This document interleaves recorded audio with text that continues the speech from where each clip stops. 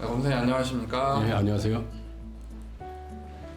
검사님 제가 요거는 조금 제 사욕을 좀 챙기는 것 같기도 한데 친구분들이 얼마 전에 토론을 한 적이 있어요. 그러니까 남자 여자 사이에서 뭐 직업을 속인다던가 나이를 속인다던가 성형을 해놓고 자연 미인이다, 자연 얼굴이다 뭐 이런 식으로 속이고 교제를 하면 사귀냐.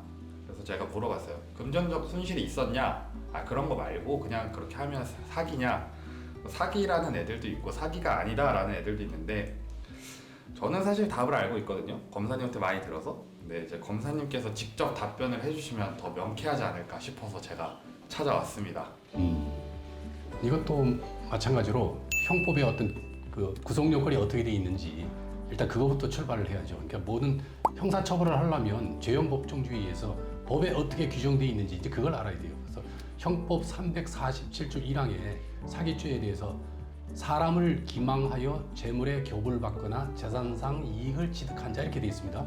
10년 이하 징역 또는 2천만 원 이하 벌금. 결국 사람을 속여서 재산을 취득해야 되겠죠. 그렇지 않는 경우는 안 되는 거죠, 결론적으로. 그러니까는 지금 얘기한 대로 이렇게 속여서 그 다음 단계로 가는 게 뭐냐면 금전을 최소한 요구하는 그게 있어야죠. 그래서 이러하니까 이렇게 속이면서 돈을 뭐 이렇게 달라 그러든지 뭐 그런 게 있어야 그걸 이제 법적으로 범죄 실행의 착수라 그러는데 그러면 이제 최소한 사기 미수죄는 되겠죠. 근데 그게 아닌 경우는 처벌하기가 어렵죠. 특히 이제 내가 올해로서 이제 33년 차 이 검사인데 그동안 수많은 사기 사건을 수사를 하면서 이게 남녀 간의 애정 관계, 이 교제를 이유로 해서 사기치는 경우가 되게 많아요. 어떤 경우는 여자가 사기꾼인 경우가 있고 남자가 사기꾼인 경우가 있고 근데 그걸 쭉 분석을 했더니 아주 재밌는 그 단계가 있더라고요. 끝까지 가는 단계가. 첫 번째로 뭐냐면 이렇게 만나서 이 사기꾼이 이제 현혹시켜가지고 이제 사기를 치겠다 이렇게 마음 먹으면 처음부터 시나리오를 얘기를 하죠. 굉장히 자기가 어렵게 자랐던 그 인간 휴먼 드라마 그걸 얘기를 하면서 자기 이제 속내인 것처럼 하면서 허위의 그 스토리를 이제 얘기를 해요, 상대방한테. 그러면 상대방이 그 말에 감동이 돼서 상대방이 자기의 또 속내를 얘기해요. 그러면 그 사람 말 속에서 어떤 약점이 있고 성격이 어떻고 다 분석을 한단 말이죠. 그러면 거기에 맞춰서 이제 사기를 하는 거예요. 그리고 그렇게 막 얘기를 하면서 굉장히 인간적인 면을 보여주거든요. 그러면은 감동을 받아서 그리고 지금 굉장히 좀 이렇게 경제적으로 좀 어려워. 그러면 피해자가 스스로 주머니에서 돈이 나와서 줘요. 그러고 나서 조금 사귀다가 그 다음에는 이제 생활비를 이제 이렇게 조금씩 이렇게 줘요. 요구를 하죠. 그러면 뭐 생활비 주고 이제 이렇게 하는데 생활비는 뭡니까? 주는 거는 소비할 걸 전제로 해서 주는 거니까 그 안 갚아도 되는 거죠. 그 다음에 그게 조금 발전을 하면 그 다음에는 뭘 얘기하면 이제 돈을 빌려달라 그래요. 사업 작업 내지는 뭐 당장 뭐 하는데 필요하다면서 처음에 뭐 100만 원, 200만 원 조금씩 높여가거든요. 근데 워낙 또 이게 잘해주기 때문에 굉장히 어떤 그런 면에 감동이 돼가지고 뭐 차용증 받을 생각을 안 해.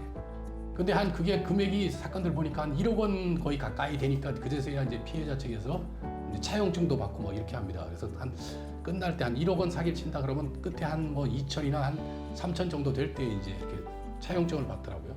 결국 이제 돈이 목적대로 한 1억 원 정도 넘어가면 그다음부터 이제 본성이 드러납니다. 그런데 서로 막 싸우고 해서 결국 이제 피해자가 고소를 하게 되는데 결국 그것도 열심히 조사를 해야죠.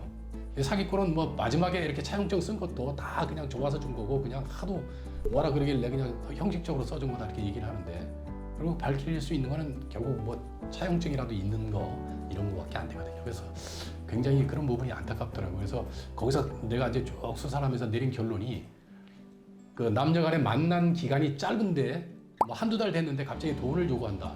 이거는 100% 사기입니다.